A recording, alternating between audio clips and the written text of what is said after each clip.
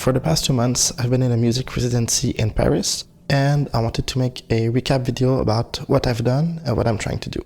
So coming here, I had no idea what type of room I would get, and what I got was a studio apartment with very high ceilings, big windows. No equipment came with the place, and what I had brought in provision of trying to create was a few microphones, my sensory percussion sensors, a sound card, a very small modular synth, and MIDI controllers. So the first thing I did while setting up was install my sound card, and then I took my XLRs and placed the microphones in high spots of the room so that I could record the reflections.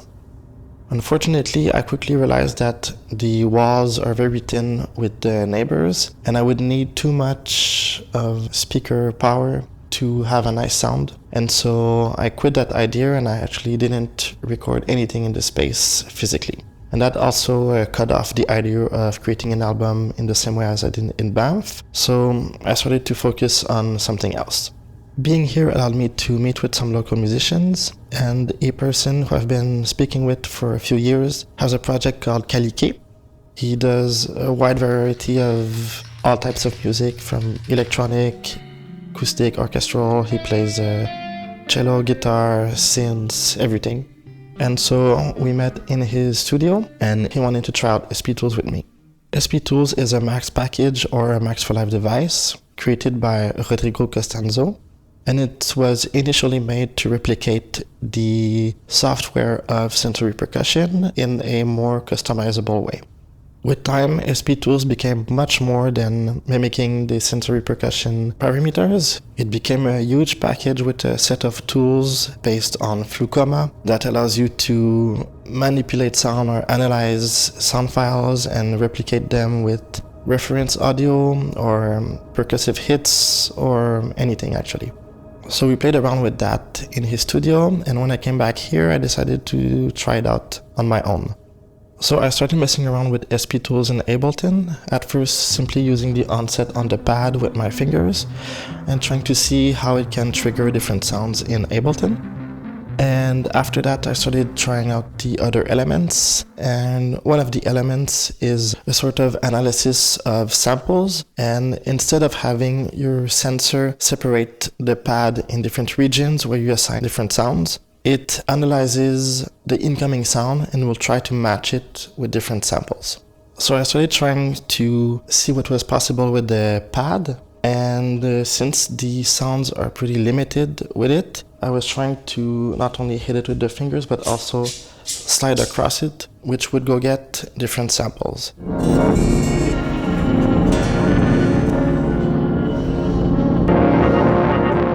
And so I also used my MIDI controller to trigger some other samples directly in Ableton. And doing that made me start to multiply the sampler in Ableton so that a note on the keyboard would trigger like 6 textures.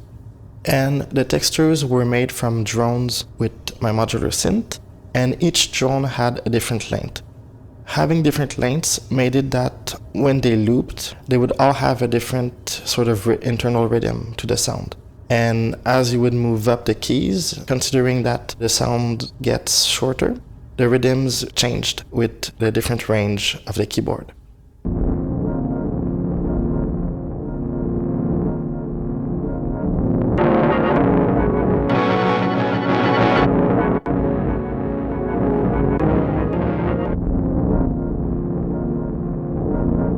For the second video, I was trying to figure out how to create interesting sample banks because I don't have access to a lot of instruments. And so I took some kitchen utensils and pots, and I recorded a lot of samples from that, cut it up, put it in a file, and sent that into SP Tools to be analyzed.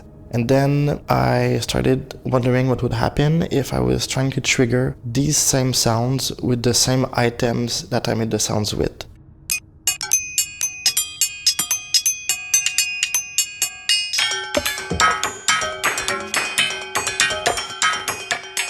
And I was using another aspect of SP Tool, which is called Wave Mesh, creating droney resonances. And on top of that, I was using again the same concept as the first video, so different layers in the Ableton sampler, triggered by the keys. And with the MIDI controller, I was bringing in and out these layers.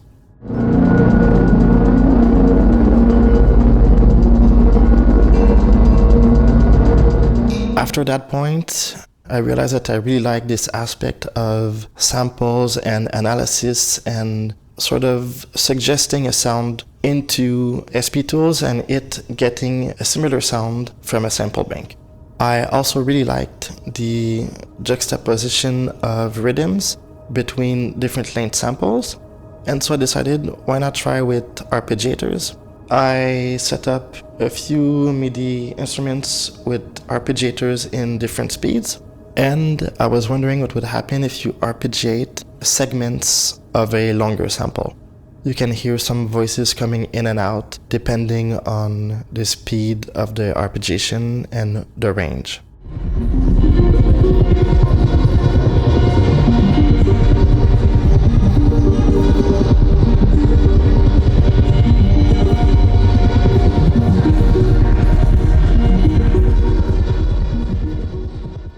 From that point, I decided why not go directly into Max and finally learn this software so that I would have more control over parameters of SP tools.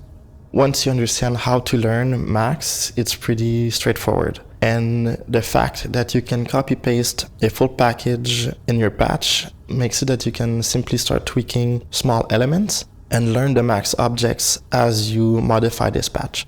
So far I had explored some aspects of SP tools which use individual samples. And I felt that was a lot of work to spend time creating samples and splitting them in like 100 different sounds to create a sound bank big enough to be interesting for the reference sound. So I got into this other SP tool device which uses concatenative synthesis. And for that, you can load a very long file and then you send it a reference sound and it will try to replicate it using different parameters, but it's trying to like find those frequencies and other elements in that sound file to replicate it. So I started out with the basic patch, which just allowed me to send an input sound and find it in that sample and then output this new sound. And it's small grains, which makes it sound a bit glitchy. After doing that, I started trying to build this patch to create a sort of polyphonic concatenative synth. I made it so that my MIDI controller would send 3 MIDI notes. Each note has a path into a saw wave. Each saw wave goes to a different corpus file, which is the sample bank if you want. And I created this 6-octave file going through all the sounds of plats. I would go through a lot of sounds in plats, go up a half step, and I did that over 6 octaves.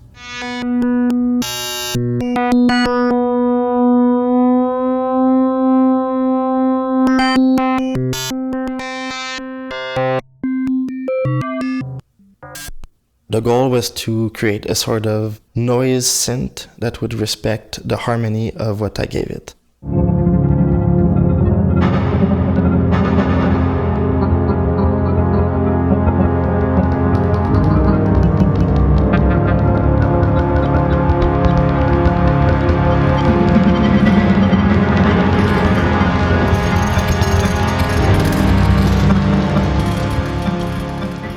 And so I used this in combination with the sensory percussion software for this fourth video.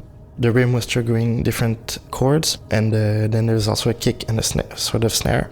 And the synth is simply this sort of polyphonic glitch synth, which was also controlling a MIDI synth to have a bit more stability in the sound.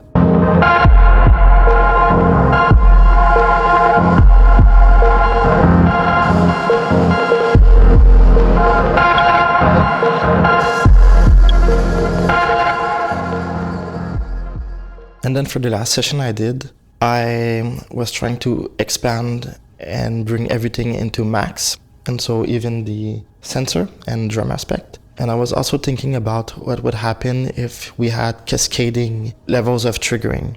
So MIDI controller sends MIDI notes, goes into different saw waves, with a filter, going into 3 concatenative synths, which each have a different sample bank. And then this new sound triggers more sounds in other concatenative synths.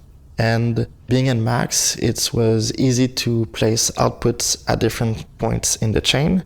So I get all these options of sounds in Ableton in my mixing session.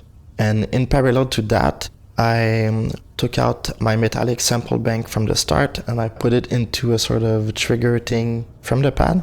And that was going into a scatter element, which will sort of send sound in different directions depending on other characteristics.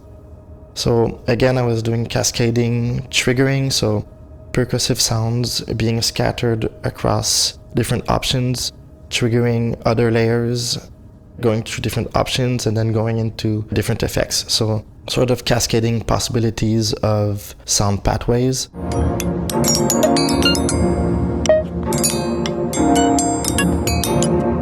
And that's how I made this last video.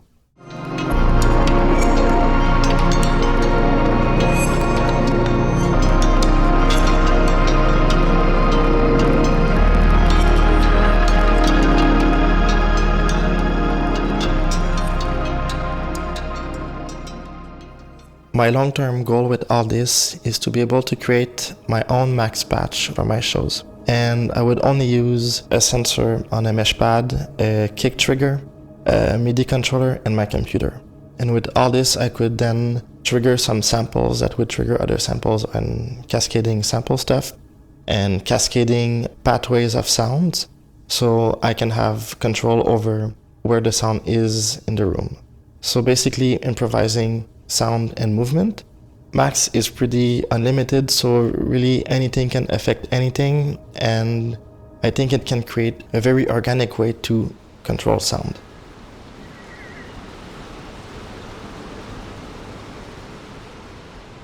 So that's that for the music portion of my residency.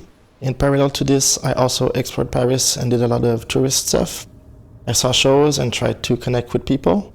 And I'll leave in the description a link to interesting projects I met while I was here, and also to SP Tools. I'll also upload all the samples I made during this residency to my sample Bandcamp, where I upload free samples. And last thing, I have a song that will be part of a compilation on the label HYLÉ Tapes, and so that will be out around mid-January. And I think that's it. So thank you for watching. I'll see you soon. Bye.